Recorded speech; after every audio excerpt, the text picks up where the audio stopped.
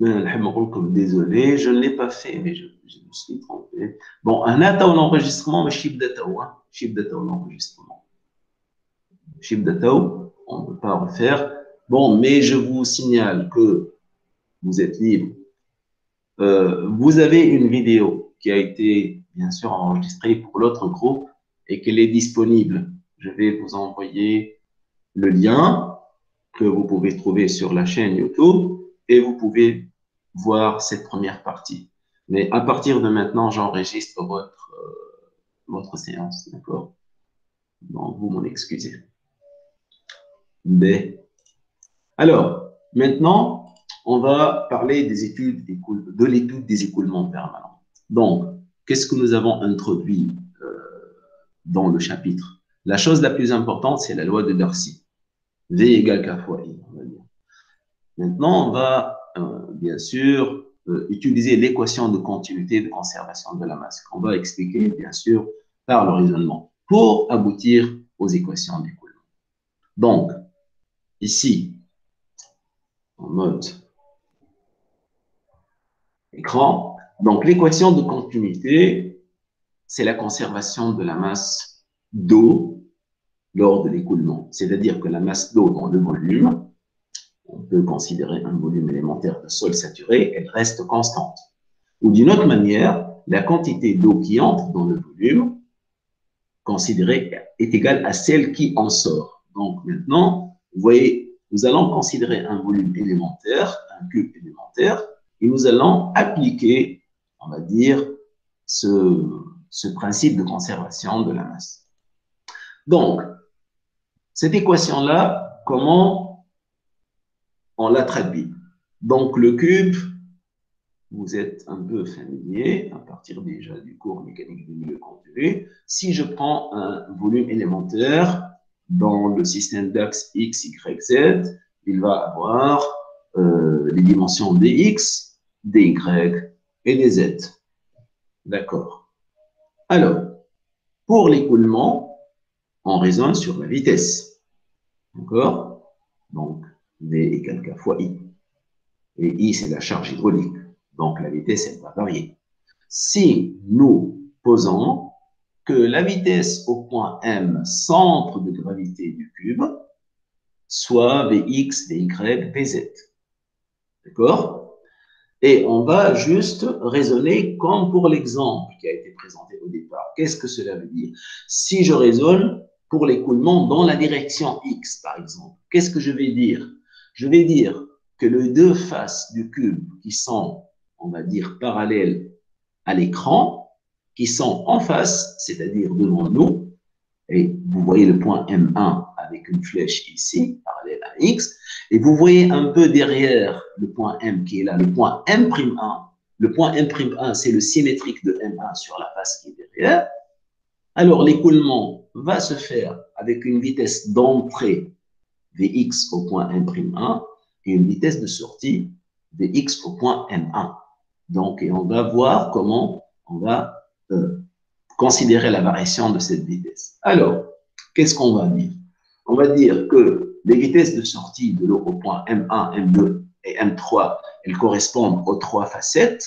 La facette numéro 1, celle qui est perpendiculaire à X. La facette numéro 2, elle est là, elle est perpendiculaire à l'axe Y. Et la facette numéro 3, c'est celle qui est perpendiculaire à la direction Z. Donc, vous réalisez ici quelque chose. On parle de section d'écoulement, celle qu'on n'a pas vue sur le premier exemple. Sur le premier exemple, on a considéré une section comme celle-ci, c'est-à-dire qui est dans le plan XY, elle est perpendiculaire à la verticale. Maintenant, on va considérer les trois sections et de la même manière, je vais considérer par exemple 1'1, M1 pour X, 1'2, M2 pour Y et de la même manière 1'3, M3 pour Z. Donc, ça veut dire qu'on va faire un bilan d'écoulement dans une direction lorsqu'on va dire l'eau entre par une facette et sort par l'autre facette. D'accord? Alors, les vitesses d'entrée de l'eau à travers les faces parallèles, ce que je viens de dire, voilà le bilan qu'on peut faire. Bon, peut-être il nous faut revenir au schéma. Donc, si je pars du point M dans lequel la vitesse suivant x et dx. Alors, pour nous, je reviens au schéma. Comment je vais écrire la vitesse x au point M'1? Je vais écrire que c'est celle en M plus la variation au premier ordre près de celle qui est en M, c'est-à-dire je vais écrire dvx sur dx fois en principe un d quelque chose. Mais si je reviens à la figure, donc ici je dis que x soit positif dans ce sens-là, on voit très bien que si le point M, sa coordonnée est x, et cette longueur soit dx, c'est-à-dire que M1, il est à dx sur 2 après M, mais M'1, il est à moins dx sur 2 derrière M, bien sûr. Donc, ça veut dire que la variation suivant la direction x se fait avec un dx sur 2 lorsque je vais de M'1 à M et lorsque je vais de M à M1. Et c'est de cette façon que nous allons définir, ou plutôt écrire la valeur de la vitesse au point M'1 et M1. Parce qu'en M'1, c'est la vitesse d'entrée, VE, et la vitesse en M1, c'est la vitesse de sortie. Donc, nous allons écrire M'1 égale dx en M moins dvx sur dx sur 2, et plutôt en M1, c'est dx plus la même quantité. D'accord? Donc, ce raisonnement-là, d'écrire une fonction donnée au premier ordre, vous l'avez fait pour les contraintes de manière générale. Alors, mais la section d'écoulement suivant x. Donc, je remets encore la figure. La section d'écoulement, nous avons dit, c'est celle de cette facette, si j'ose dire, verticale, qui est égale tout simplement à combien? dy fois dz. Donc, si maintenant je vais écrire le débit d'entrée et le débit de sortie, et je fais un bilan. Débit de sortie moins débit d'entrée. Donc, c'est-à-dire, je vais tout simplement écrire la vitesse de sortie, cette valeur, moins la vitesse d'entrée, multipliée par la section. Est-ce que vous faites la différence de ces deux grandeurs, celle-ci et celle-ci? Vous allez avoir Vx qui s'élimine, mais vous allez avoir deux fois ce terme-là. Vous allez avoir dvx sur dx, dx. C'est cette quantité que vous multipliez par dy et les z. Ça veut dire que le raisonnement de calcul de débit dans une direction, vitesse de sortie moins vitesse d'entrée fois la section, me donne cette quantité. Donc, si vous avez bien compris ce que j'ai dit pour la direction x, ben pour y et z, c'est la même chose. C'est-à-dire, qu'est-ce qui va changer? On va raisonner, par exemple, pour z, on va raisonner pour z. Je vais tout simplement considérer vz en m, et j'ai dz. Donc ici, la vitesse d'entrée, c'est vz moins dvz sur dz, dz sur 2. Et là, il est dvz, plutôt plus dvz sur dz, dz sur 2.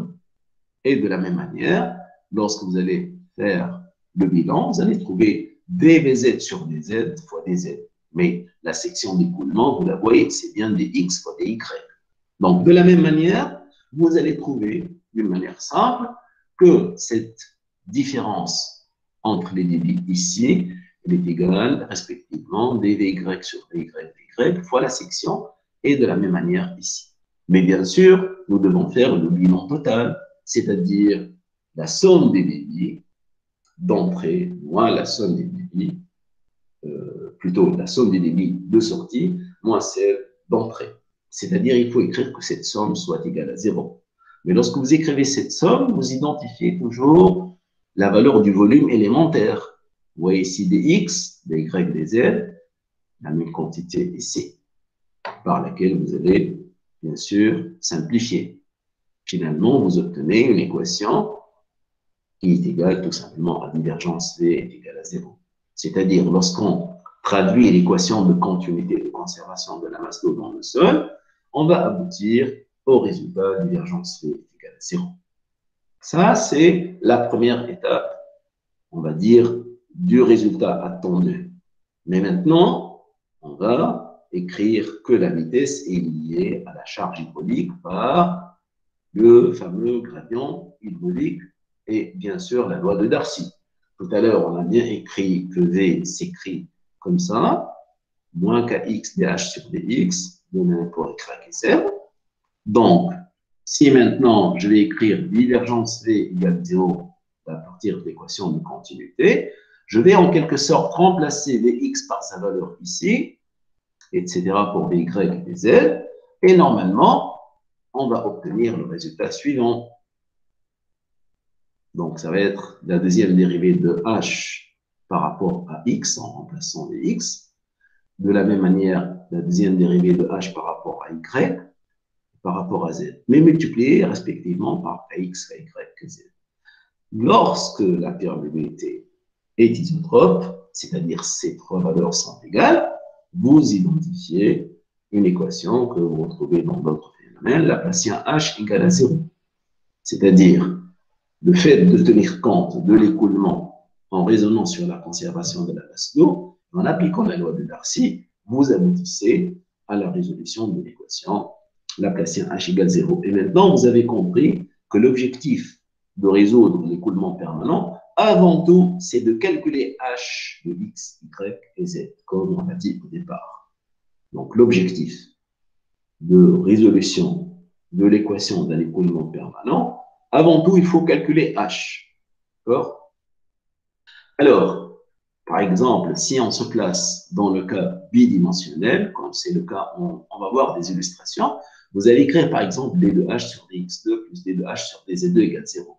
Donc, il faut déterminer la fonction h de xz à partir des conditions limites et vous allez avoir une solution indépendante de la perméabilité. Donc, en pratique, la résolution, nous n'allons pas la faire, si j'ose dire, mathématiquement. Elle va être faite d'une manière un peu appliquée en fonction, bien sûr, des cas que l'on rencontre. Donc, si on va imaginer la valeur de h ou avoir la valeur de h en tout point, au fait, on peut tracer un réseau d'écoulement. C'est quoi un réseau d'écoulement? C'est un ensemble de lignes équipotentielles, le lieu où h est constant, et de lignes de courant ou d'écoulement, correspondant au régime permanent. Donc, je note ici que ligne de courant, ça veut dire ligne d'écoulement, d'après vos connaissances, normalement, en MMC. D'accord? Dans le cas d'un régime permanent, ces lignes sont confondues. Donc, notre but, c'est quoi? Estimer le débit d'écoulement à travers le calcul de H, puis la pression interstitielle. N'oubliez pas que H égale U sur gamma W plus Z. Donc, il faut comprendre qu'on calcule H avant, et puis on déduit la pression interstitielle. Alors, les définitions simples. Ligne de courant ou ligne d'écoulement, c'est tout simplement le trajet de l'eau. Mais on va dire c'est un trajet théorique, comme on l'a montré au départ. Les lignes équipotentielles, ce sont au fait, que ce soit les lignes de courant ou équipotentielles, sont des courbes, des surfaces. Mais ces lignes équipotentielles, elles passent par les points où la charge est constante.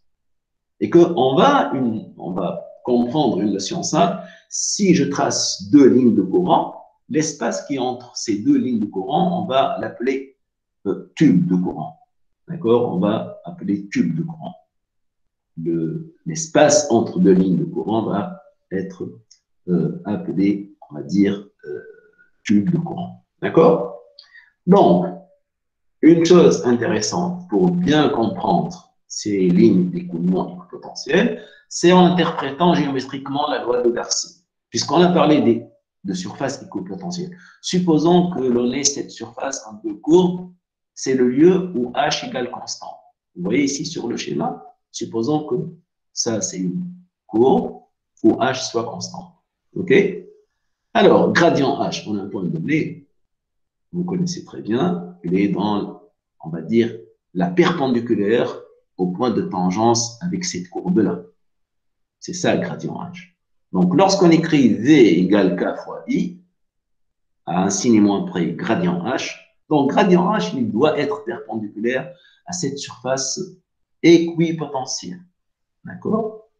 Alors, de cette manière-là, on comprend si en ce point, ça c'est le vecteur V, mais le vecteur V, lui, c'est le vecteur vitesse, il est tangent à la ligne de courant.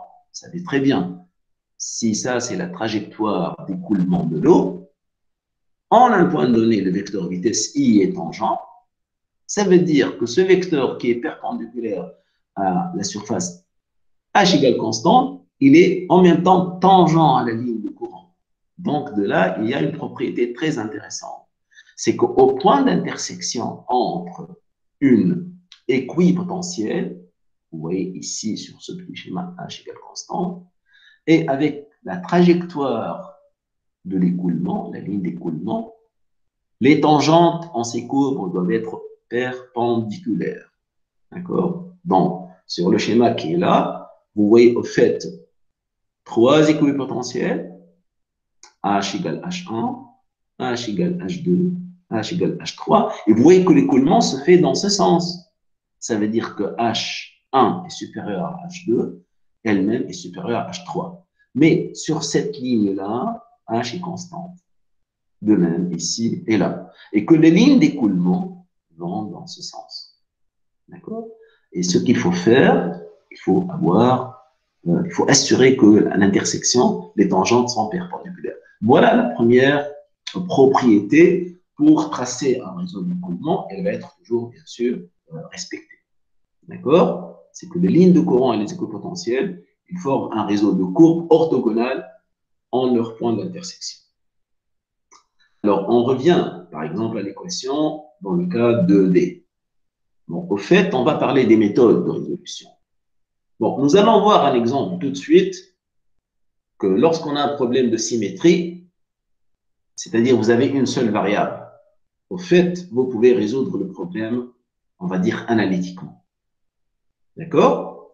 Mais si vous avez un cas bidimensionnel, il est très difficile de le faire analytiquement. Ah, vous pouvez le faire, on va dire, approximativement ou à la main, ou graphiquement, et on va exposer la méthode. À votre niveau, on ne peut pas le faire maintenant. Dans le cours, en deuxième année, vous allez voir les méthodes numériques, ce qu'on appelle les éléments finis de différence finie, et ces problèmes peuvent être résolus par ces méthodes-là. Mais en même temps, on signale, sans entrer dans les détails, qu'il y a une analogie entre le courant électrique et l'écoulement de l'eau. Juste en mentionnant, vous vous rappelez de la loi d'Ohm en électricité. U égale R fois I. D'accord? Ben, U égale R fois I est identifiable lorsque vous la mettez devant l'équation V égale K fois I. Faites attention, ce n'est pas une correspondance directe. Bon, je ne vais pas expliquer ça ici, mais vous pouvez trouver ça dans certains ouvrages. D'accord? Donc, on peut faire, par exemple, dans un travail pratique, on va assimiler un écoulement d'eau par le passage d'un courant électrique dans un milieu.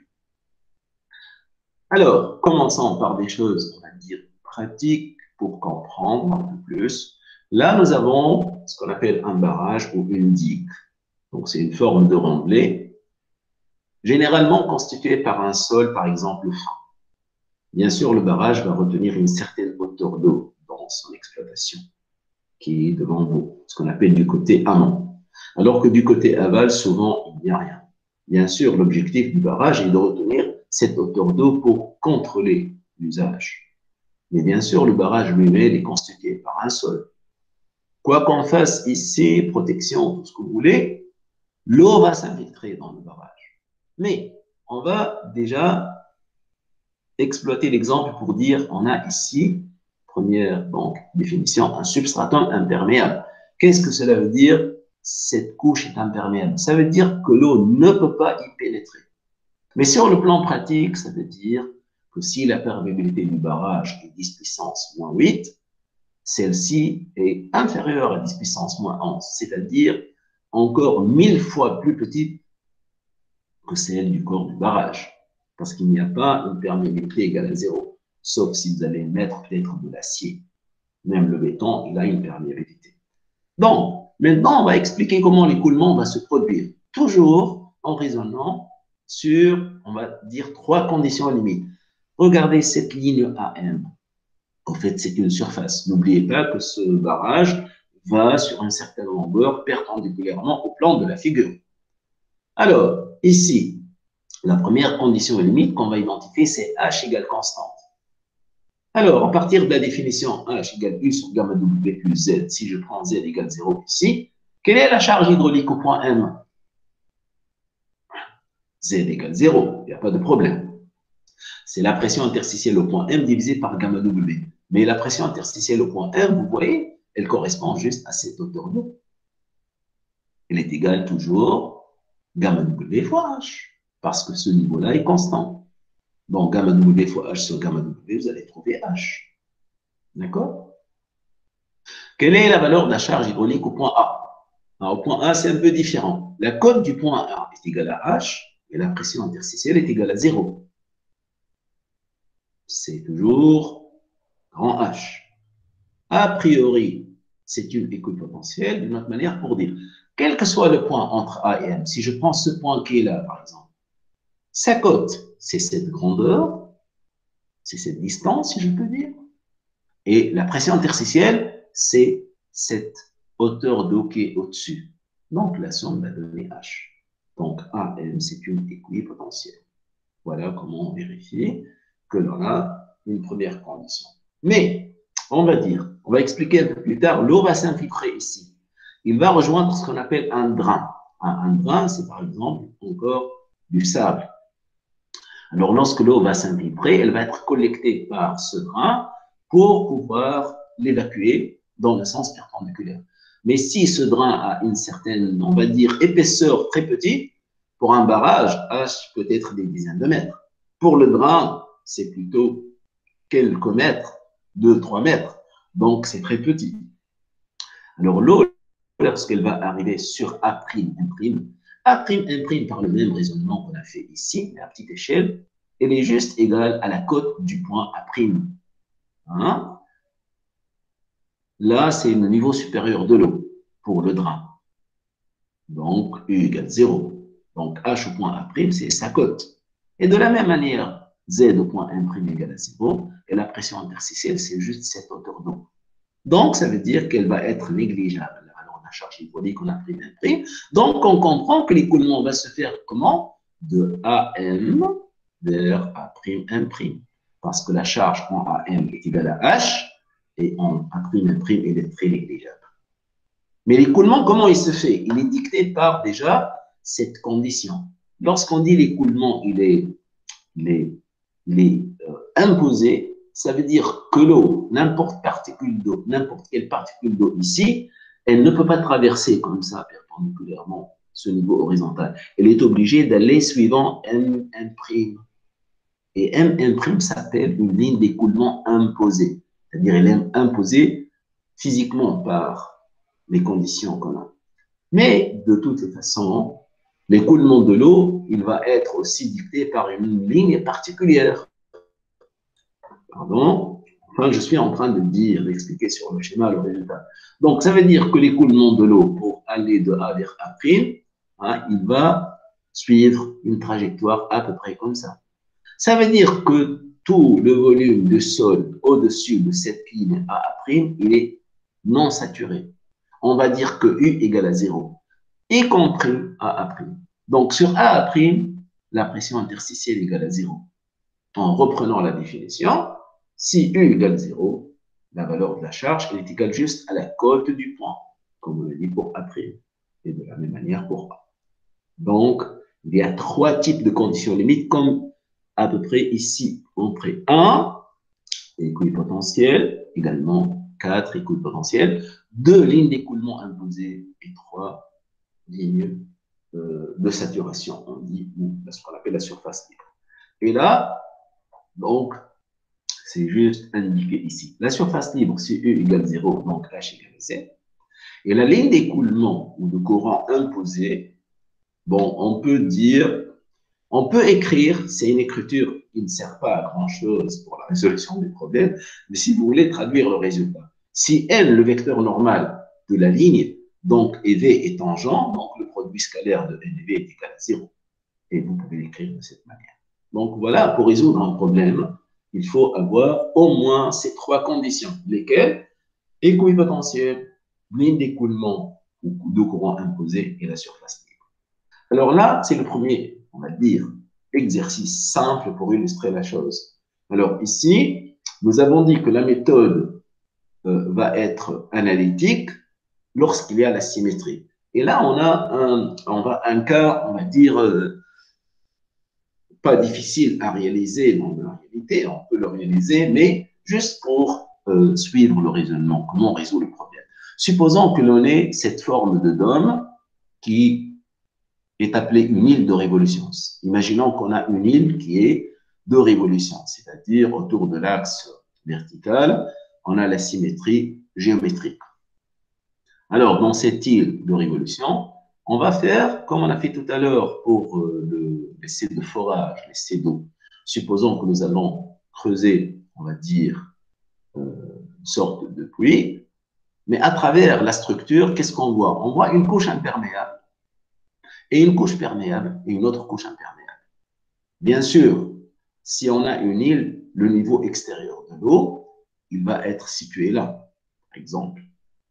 Et là, vous voyez qu'on considère l'origine Z à peu près vers le milieu de la couche perméable. Pourquoi? Parce qu'au fait, ce qui va se passer, si nous allons faire ce puits-là, ce trou de forage, jusqu'à la base de la couche de sable, on va voir que l'eau, bien sûr, va venir d'ici et aller jusqu'à ici.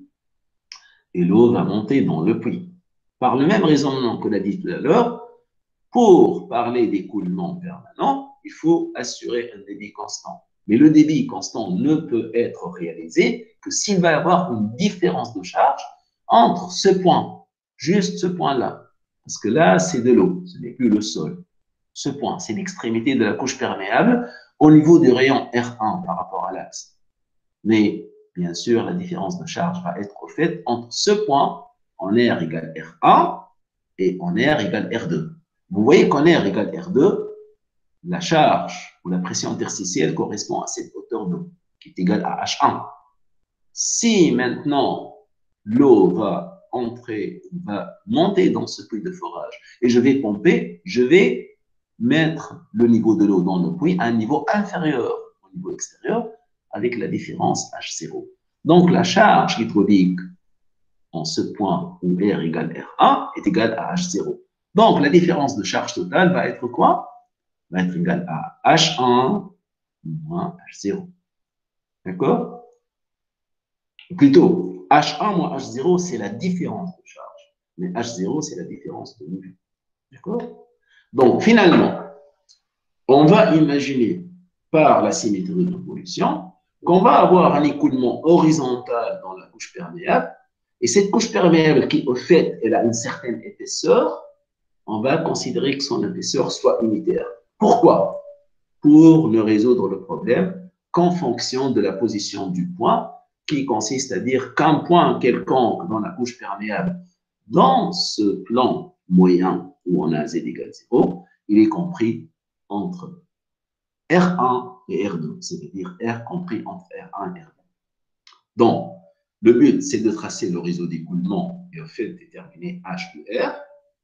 Par la suite, calculer le débit, qui va être constant parce que le régime est permanent, et par la suite, calculer la pression interstitielle en tout point de la couche perméable.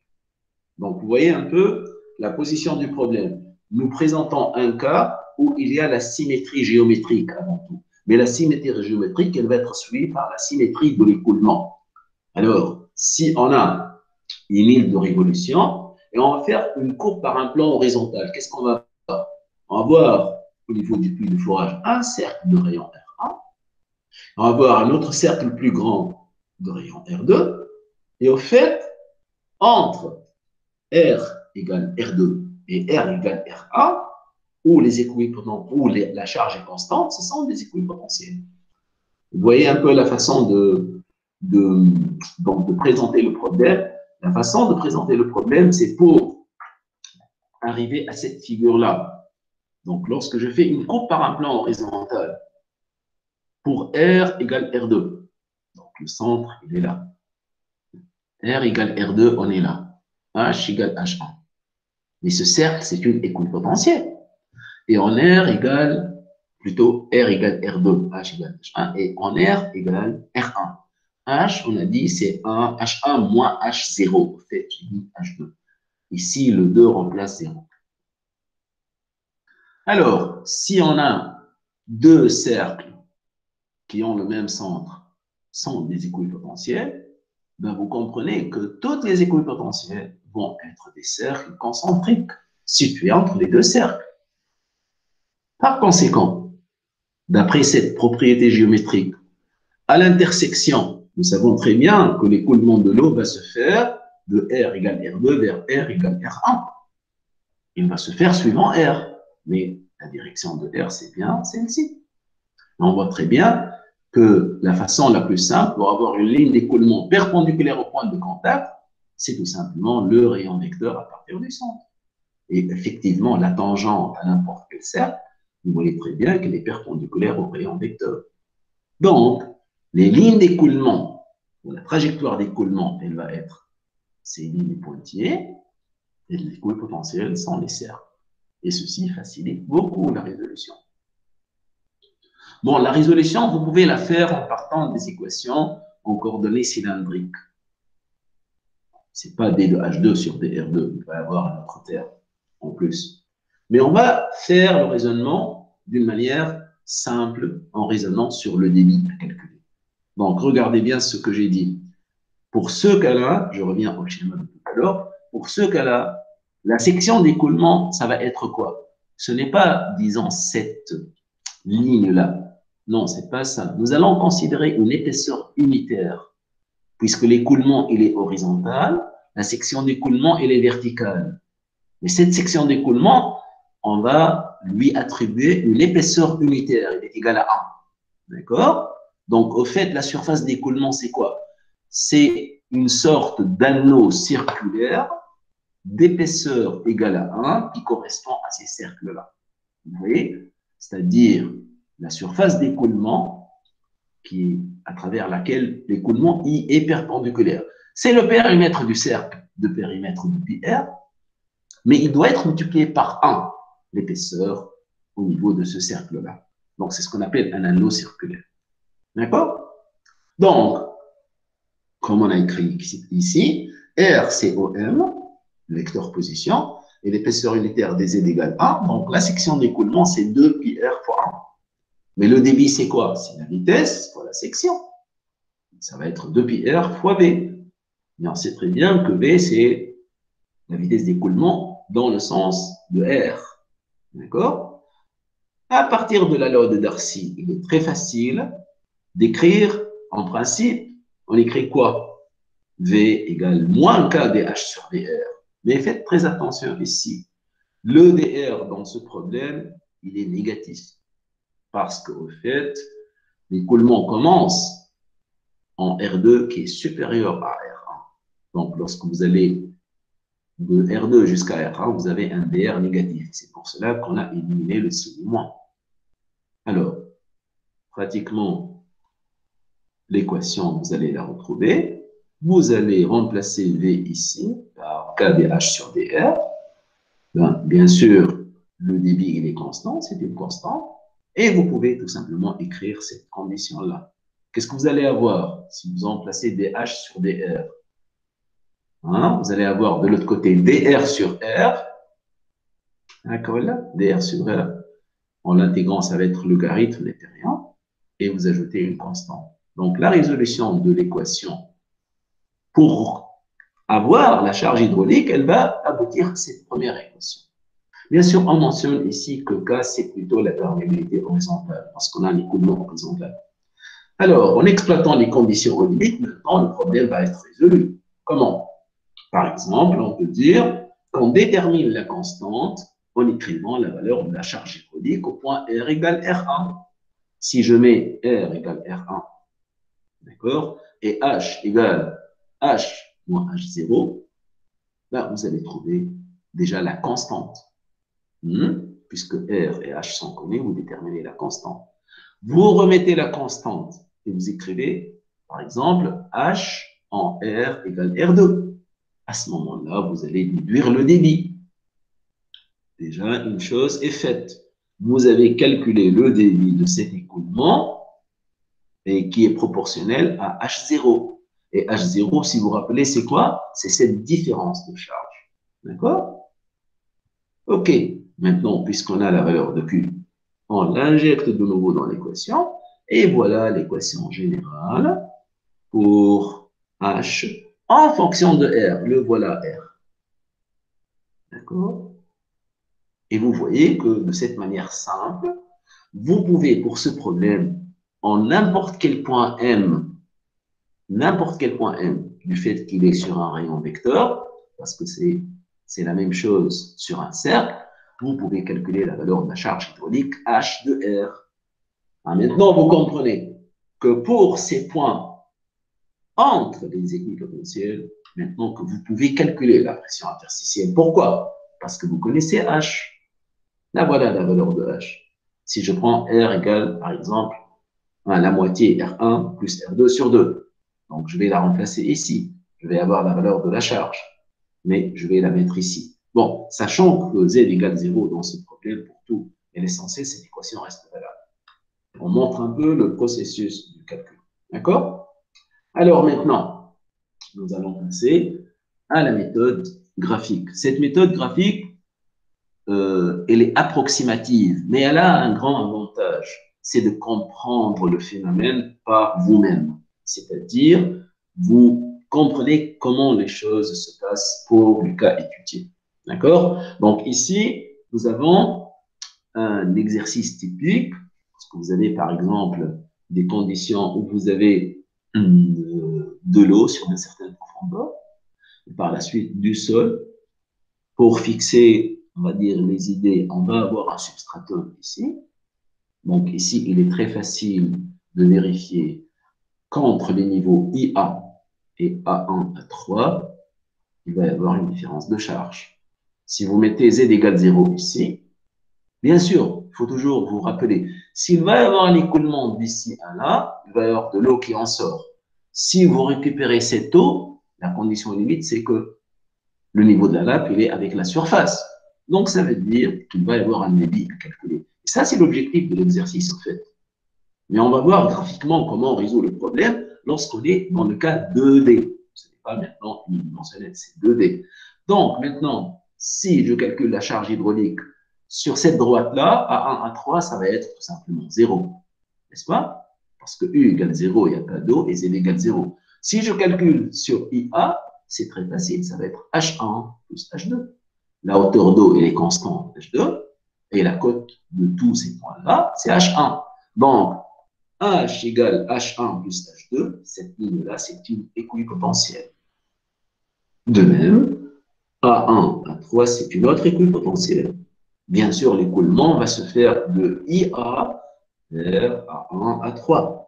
Mais l'écoulement, il est imposé par deux niveaux. Le premier niveau, c'est, comme on l'a dit tout à l'heure, le substratum imperméable. D'accord? C'est-à-dire que lorsque la particule d'eau est là, elle est juste là, elle ne peut aller que comme ça. Mais maintenant, lorsqu'on vous dit que ça, c'est un élément métallique qui ne laisse pas passer l'eau, vous comprenez que la particule d'eau qui est juste ici, le chemin le plus favorable pour elle, c'est juste de longer l'interface avec ce qu'on appelle la balle blanche. Donc, vous voyez les petites flèches ici. Et finalement, vous comprenez une chose. À ce niveau-là, nous avons la trajectoire la plus petite. Et au niveau de I1, I2, c'est la trajectoire la plus longue. Et en fait, entre les deux, vous allez tracer les lignes d'écoulement. Et plus vous vous éloignez de ce niveau-là, la trajectoire va devenir grande. Et lorsqu'on dit la trajectoire est grande, ça veut dire que la vitesse va être plus faible. C'est-à-dire, la vitesse d'écoulement de l'eau, elle est très grande, et là, elle est la plus petite. Et le système consiste à expliquer comment on trace ces lignes-là pour faire le calcul.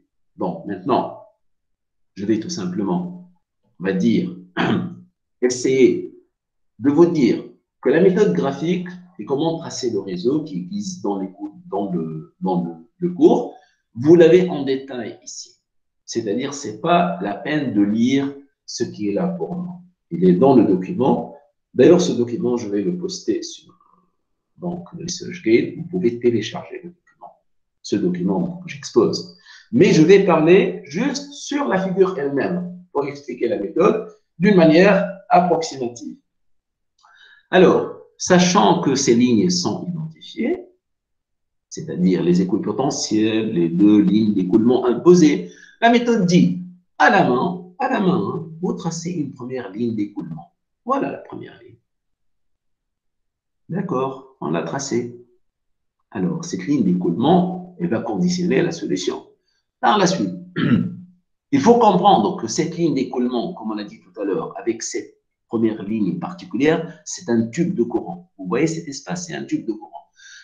Une fois que vous avez tracé cette première ligne, vous allez tracer le début des équipotentiels. Pas toutes les équipotentiels. Vous ne pouvez pas le faire comme ça. Vous allez faire comme ça. Et vous êtes libre de choisir les intervalles. Mais n'oubliez pas une chose, c'est de respecter que à l'intersection, les tangentes aux lignes d'écoulement doivent être perpendiculaires à celles des équipotentiels que vous tracez. Alors, essayons de comprendre une chose. Si je dis que, par exemple, il y a combien d'intervalles entre les équipotentiels que j'ai tracés, leur début? J'ai tracé 1, 2, 3, 4, 5, 6 et 7. Au fait, 7 intervalles avec deux lignes, ça va vous donner combien d'équipotentiels? Donc, ici, on va compter les intervalles. 1, 2, 3, 4, 5, 6, 7 et 8 plutôt. Il y a 8. D'accord? Supposons, pour faciliter la compréhension, supposons que je pose H1 égale 3 et H2 égale à 5. La charge totale, c'est H1 plus H2, c'est égal à 8. Alors, vous comprenez automatiquement que, en passant de 8 à la potentielle qui la suit, on va perdre 1 mètre. Mais 1 mètre, c'est quoi? C'est 8 sur 8, sur le nombre d'intervalles. On va calculer la perte de charge entre deux équipotentiels consécutifs. La perte de charge totale, c'est H1 plus H2. Si j'ai NH intervalles entre les équipotentiels, en passant d'une équipotentielle à une autre, je perds, on va dire, ce delta H, qui est la perte de charge totale divisée par NH. Ça veut dire, vous connaissez la valeur de la charge hydraulique là où vous avez tracé la courbe. Alors maintenant, vous avez tracé le début des équipotentiels, vous allez tracer une autre ligne d'écoulement. Mais faites juste normal, on a l'impression que la distance entre la ligne 0 et la ligne 1, elle a augmenté entre la ligne 2 et la ligne 1. Pourquoi? Et de la même manière entre 2 et 3. Ben pour traduire que ces débits dans ces tubes de courant soient constants. Qu'est-ce que cela veut dire? Cela veut dire, dans ce petit espace-là, si je peux dire, notre calcul postule que c'est le même débit que j'ai ici que celui qui est ici, etc. Ben, c'est très clair. Si la vitesse est très forte, d'accord, la section est petite. Mais si la section est petite, la vitesse, elle va diminuer. Et vous comprenez pourquoi, lorsqu'on trace le réseau, on essaie de former ce que vous voyez en assuré, des carrés curvilignes. Mais ces carrés curvilignes formés, ils existent où? Entre deux lignes de courant consécutives et entre deux équipotentiels consécutifs. On sait très bien, pour passer de là à là, on perd une perte de charge élémentaire, et en allant de là à là, vous avez tout simplement l'espace de la surface d'écoulement. Donc, ça veut dire que le tracé du réseau, il se fait d'une manière successive. Je trace une première ligne de courant et je mets le début des équipotentiels. Je trace la ligne de courant suivante, je prolonge les équipotentiels de la même manière, en essayant d'être là. Je trace une autre ligne de courant et je prolonge les équipotentiels. Mais à un certain moment, comme vous le voyez, est-ce que je peux ajouter une ligne de courant après celle-ci? Ça va être impossible. Pourquoi impossible? Parce qu'il faut, en quelque sorte, avoir une distance supérieure à celle-ci. Mais si je vais accepter qu'elle soit celle-ci, c'est comme si je vais tracer une ligne d'écoulement qui va intercepter une autre ligne d'écoulement, et à ce moment-là, la notion du tube, elle va dégénérer. Donc, ça veut dire qu'il faut comprendre que ce tracé, la méthode du tracé graphique, vous ne pouvez la comprendre que sur un exercice que vous faites à la main, c'est-à-dire pour l'assimiler. Mais l'explication, elle est bien détaillée, comme vous le voyez ici. Bon, ce qu'il y a à dire, c'est que juste, on a la condition 1b égale a' sur b'. C'est quoi ça? C'est que cette distance, si je l'appelle A pour ce tube de courant, cette distance, je l'appelle B, ben, A' va être celle-ci et B' va être celle-ci. Il faut tâcher de prendre des carrés curvilignes où vous avez A sur B égale à peu près A' sur B', comme vous le voyez ici. D'accord? Voilà, 1, B. Il faut comprendre que B' ou B, c'est la distance de l'écoulement. Lorsque vous allez écrire I, ça va être la paire de charges élémentaires entre deux équipotentiels divisé par B. D'accord? Et A, c'est plutôt la section d'écoulement. Alors, vous allez voir sur le transparent d'après, voilà au fait le cube avec les hachures. Enfin, le carré avec les hachures. Mais n'oubliez pas que dans la direction perpendiculaire, vous avez 1. Donc, ce schéma-là, il est valable pour tous ces éléments. Donc, si j'ai la charge hydraulique H plus delta H ici, on va perdre delta H, charge élémentaire, pour avoir H ici. Si le débit est delta Q, il traverse la surface qui est égale à A fois 1. Et de cette manière, vous pouvez faire le calcul de manière simple. Donc, delta H, petit delta, c'est la paire de charge totale sur NH. Delta Q, c'est toujours V fois A, la section d'écoulement A fois 1. Et V égale K fois I. Mais comme je viens de le dire, I, c'est delta H, la paire de charge, sur la longueur B. Alors, à ce moment-là, qu'est-ce que vous pouvez faire? Vous allez tout simplement dire que le débit élémentaire dans l'un des tubes de courant s'obtient facilement comme ça, et vous remplacez delta H par H total sur NH, mais au fait, il faut multiplier cette valeur par le nombre, ce qu'on appelle de tubes de courant, c'est-à-dire ces intervalles-là. 1, 2, 3, 4 pour ce cas-là. Et vous obtenez votre débit. D'accord? Alors ici, une remarque très intéressante, c'est que l'écoulement ici, tantôt, on va dire vertical à ce niveau. Ici, il est plutôt horizontal. De quel cas on parle? Ce n'est ni KH ni KV. Mais on montre que pour le cas bidimensionnel, qu'on peut identifier une perméabilité isotrope équivalente qui est égale à la racine carrée de KV fois KH. Bon, il y a un exercice dans la série de ce propos. D'accord? Donc, vous voyez maintenant qu'on était capable de tracer le réseau d'écoulement à la main pour calculer le débit. Mais maintenant, vous pouvez faire tout.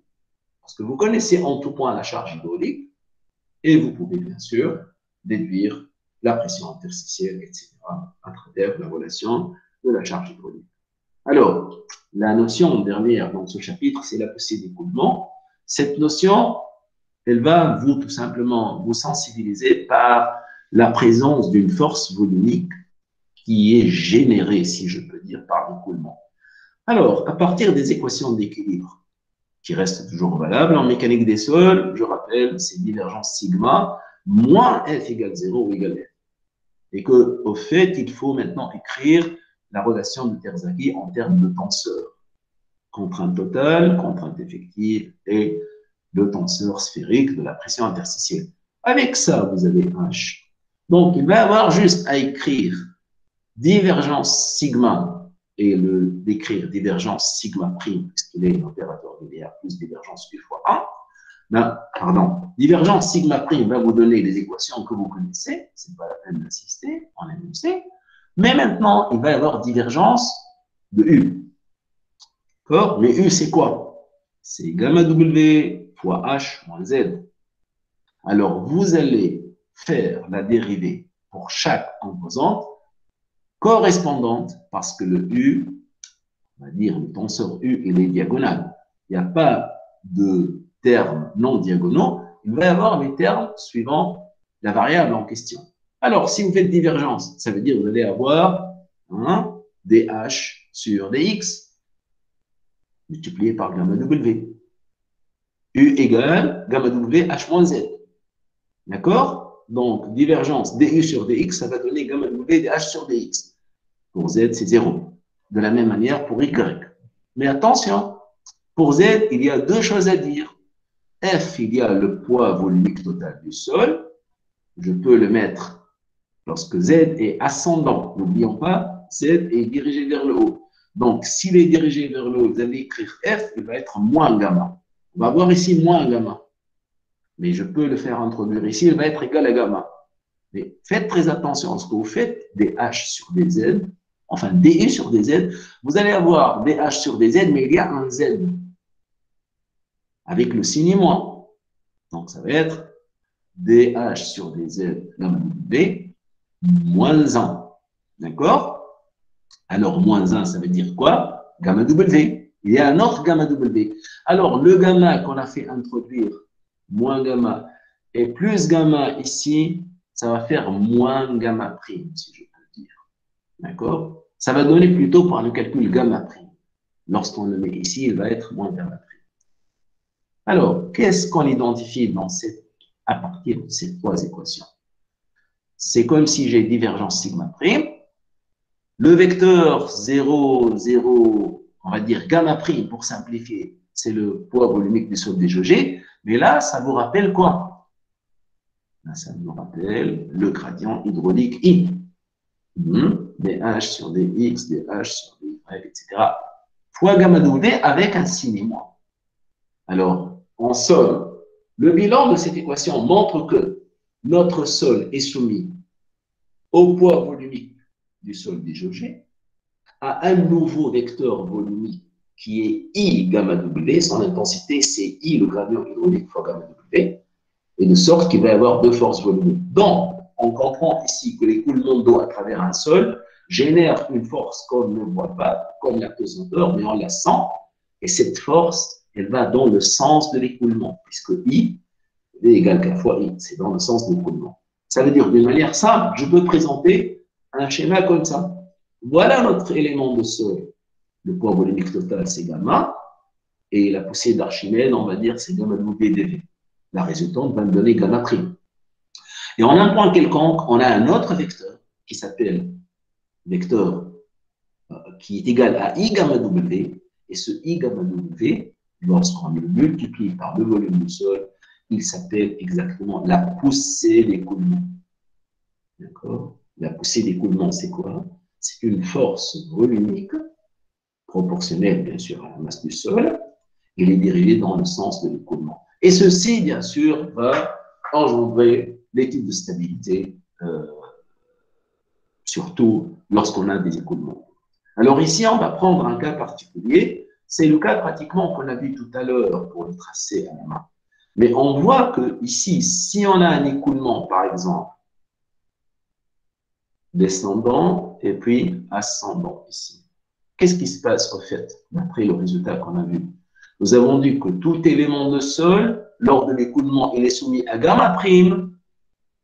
Vous connaissez gamma prime descendant vers le bas. Et un autre vecteur I gamma W dans la direction de l'écoulement.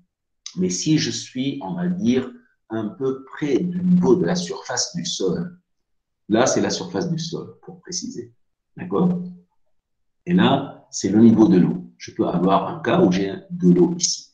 Donc, d'ailleurs, on a mis condition limite à ce niveau-là, U égale U0. Donc, vous voyez que l'élément de sol, il est soumis à deux forces opposées, quasiment pour la deuxième verticale. Alors, il va y avoir un problème. Imaginons que la force I gamma W dV égalise gamma prime.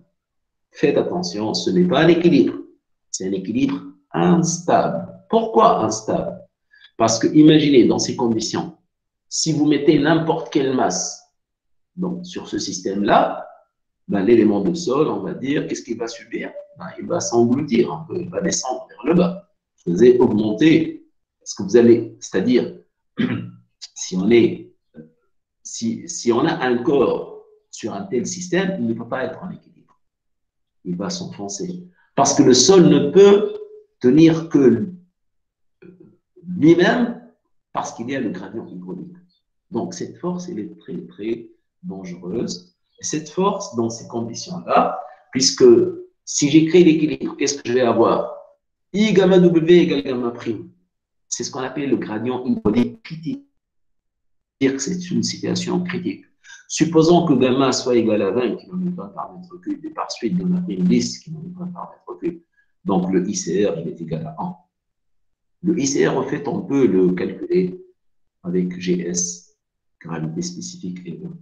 Mais ceci vous sensibilise sur le fait qu'il y a un soulèvement du sol dû à la poussée d'écoulement. Cette poussée d'écoulement I gamma W, c'est comme s'il y a quelque chose qui essaie de remonter le sol. D'accord? Et d'ailleurs, il y a une petite démonstration que vous pouvez faire avec ces conditions-là.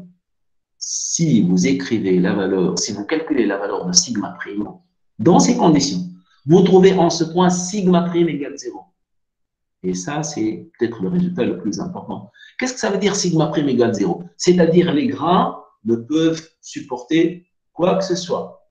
Dans ces conditions-là, le grain du sol, il ne peut supporter que lui-même juste. Vous avez compris? C'est-à-dire, c'était une situation, on va dire, très critique. C'est pour cela qu'on a appelé gradient hydraulique critique.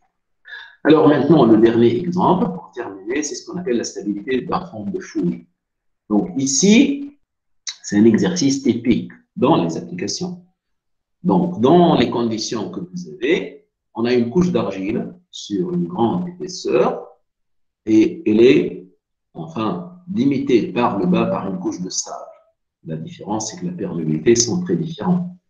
Alors, le problème, c'est que nous voulons faire une excavation ou une fouille dans l'argile, mais il faut faire attention. Pourquoi? Parce que le sol qui va rester va être affecté par un écoulement qui va se produire de la couche du sable vers le fond de la fouille, mais à travers la couche d'argile. Alors là, il va y avoir quelque chose à expliquer. Puisque l'argile a une perméabilité très faible, ce qu'on appelle l'écoulement permanent ne peut pas avoir lieu très rapidement. C'est-à-dire, si on a une fouille dans une argile, il va y avoir un écoulement. L'écoulement permanent va nécessiter peut-être quelques mois ou peut-être quelques semaines en fonction de la valeur de la cas pour s'établir. Qu'est-ce que cela veut dire? Cela veut dire, dans le cas qu'on appelle court terme, je ne peux pas raisonner avec la poussée d'écoulement. La poussée d'écoulement qu'on vient de voir, ce I gamma W. Alors, il faut raisonner ce qu'on appelle en contrainte totale à court terme. Mais lorsque l'écoulement va s'établir, ça correspond un peu à ces flèches-là, lorsque l'écoulement devient permanent, vous pouvez faire une étude de stabilité à long terme.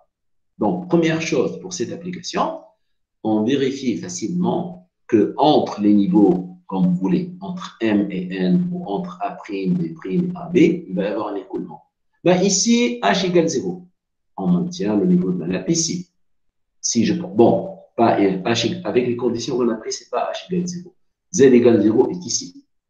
Si Z égale 0 ici, le niveau de la nappe est là, ça veut dire que H au niveau L est égal juste à H1. Mais lorsque je suis, bien sûr, au niveau du point M, donc vous voyez que pratiquement on a H1 plus H2. La pression interstitielle, puisque ce niveau est constant, puisque Z égale 0 ici, donc le niveau Z égale 0 nous donne une charge hydraulique qui est égale à H1 plus H2. H1 plus H2 et on a H1, donc la différence c'est H2. On va avoir un écoulement. Alors, la première méthode de stabilité à court terme, on l'explique ici.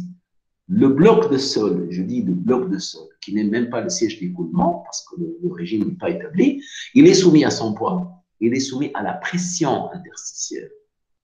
Et la pression interstitielle, comme on vient de le dire, elle est égale à gamma W à H1 plus H2. C'est-à-dire, on fait l'approximation que la pression interstitielle en un point qui est là est pratiquement égale à celle qui est là. Okay? Mais en fait, on la mesure. Okay? Mais cette pression interstitielle, sur ce bloc, on va dire de sol, elle va exercer une pression sur la surface. La surface qui va être égale, par exemple, à A', B' ou AB, fois une longueur unitaire. Alors, pour la stabilité à court terme, pour ce cas-là, la condition de stabilité postule que le poids, qui est égal à gamma H1 fois S, la surface dont j'ai parlé, il doit être supérieur à cette force due à la pression interstitielle. La pression interstitielle est égale à gamma W H1 plus H2. En la multipliant par la surface, vous avez une force, on va dire, qui s'applique sur le bloc du sol du bas. Mais elle est opposée au poids. Donc, la condition de stabilité, c'est que le poids du sol, il va l'emporter sur la pression qui est dirigée vers le haut. Et à ce moment-là, vous pouvez facilement vérifier que le résultat s'écrive comme ça. Mais cette relation-là, sur le plan pratique, s'interprète par la détermination de la hauteur à ne pas dépasser en fonction de H1. Donc ici, j'ai donné quelques valeurs. Donc, bien sûr, supérieur à RE, ça se traduit par un coefficient. C'est-à-dire, vous allez dire, moi, je suis, on va dire, content lorsque W est égal à 1,5 fois RE. Si vous choisissez gamma prime égale gamma W égale à 10, vous allez trouver que H2 est inférieur ou égal aux 2 tiers de H1. Revenons à la figure. Ça veut dire quoi? Ce n'est pas le cas de la figure. Si vous avez une valeur, on va dire, à laisser ici, d'accord? C'est-à-dire ce que vous devez, jusqu'à quel niveau vous devez excaver. Donc, vous cherchez H1. Vous cherchez plutôt H2. Ben, H2, d'après le résultat, il ne faut pas qu'elle dépasse les 2 tiers de H1. D'accord? L'exemple, c'est juste pour illustrer. Donc, la condition, c'est pour déterminer cette hauteur. Donc, H2, inférieur ou égal aux 2 tiers de H1. Alors que, à long terme, vous pouvez écrire le régime permanent. C'est-à-dire quoi? C'est-à-dire, vous allez dire qu'il va y avoir un écoulement du bas de la couche vers le fond de la fouille. Donc, d'après ce qu'on a dit tout à l'heure, la perte de charge, c'est H2. La longueur ou l'épaisseur de cette couche, c'est H1. Alors, vous écrivez que, d'après le résultat qu'on a trouvé tout à l'heure, le poids volumique déjaugé du sol, c'est gamma prime H1S. Et la poussée d'écoulement, c'est I gamma W fois le volume. Qui va vous donner ça? Bon, par hasard, la condition de stabilité sans coefficient de sécurité vous donne W prime supérieur à E. En fait, EW. Elle va vous donner la même condition. Pourquoi? Parce que tout simplement, on n'a pas dit que les conditions limites peuvent changer. C'est-à-dire, si on dit que le court terme va s'établir dans 2 mois, rien ne garantit que le niveau de l'A va être constant après 2 mois, par exemple. Et s'il ne varie pas, donc vous voyez qu'on a le même résultat. C'est-à-dire, finalement, que ce problème de stabilité de fond de fouille, il est très important parce qu'il va nous permettre de dire quelle est la profondeur à ne pas dépasser en fonction, bien sûr, d'excavation, en fonction de la hauteur totale jusqu'au niveau de la couche de sable. Donc voilà, nous arrivons à la fin. Dans ce chapitre, on a bien compris le coulement d'eau à travers un sol. L'équation clé, c'est celle-ci, avec un axe Z dirigé vers le haut. La perte de charge entre 2 points, elle traduit que l'écoulement se fait du point où la charge elle est la plus grande vers celui où elle est la plus petite.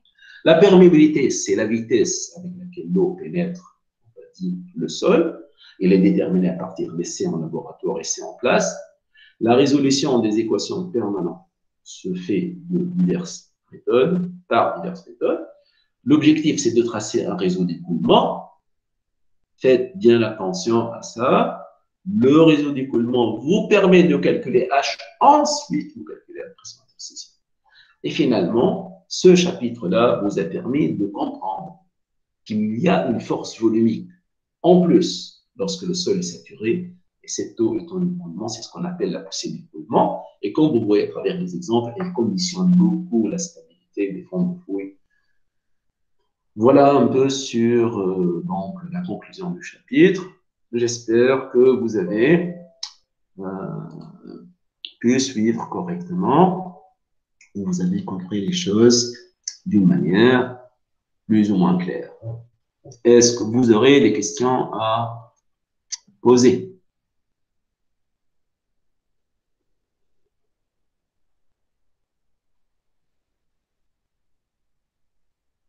Alors, pas de commentaires. Dernier commentaire. يسر زمال هكاك مازال فننا معانا معاهم. Oui, monsieur, c'est clair. Ça va, vous, Oui, monsieur. hein, vous comprenez, on va dire, au fur et à mesure. Oui, il faudra relire le cours pour mieux comprendre. Mais pour le processus en entier, il faut bien sûr faut avoir un document. Bon, regardez bien, je vais vous envoyer bien sûr la vidéo enregistrée, bon, malheureusement sans la première partie, mais vous pouvez vous référer au cas, donc à l'enregistrement déjà posté avec l'autre groupe. Bon, c'est un petit handicap, mais pas tout à fait. Par la suite, ce que je vais faire, le plus important, parce que c'est le document très demandé, je vais poster le PDF de la présentation PowerPoint, parce que c'est comme une sorte de synthèse. Donc, vous pouvez en tirer profit. Et si vous voulez les détails et transparents, vous allez voir le chapitre, c'est-à-dire le chapitre en PDF que je vais vous envoyer. D'accord? Avec cela, ceci on va le faire la prochaine fois, on va faire des exercices pour assimiler la prochaine séance. D'accord? D'accord, monsieur. Ok, donc je vous remercie de votre attention et puis je vous dis à la prochaine. Merci beaucoup. Merci, monsieur. Au revoir tout le monde.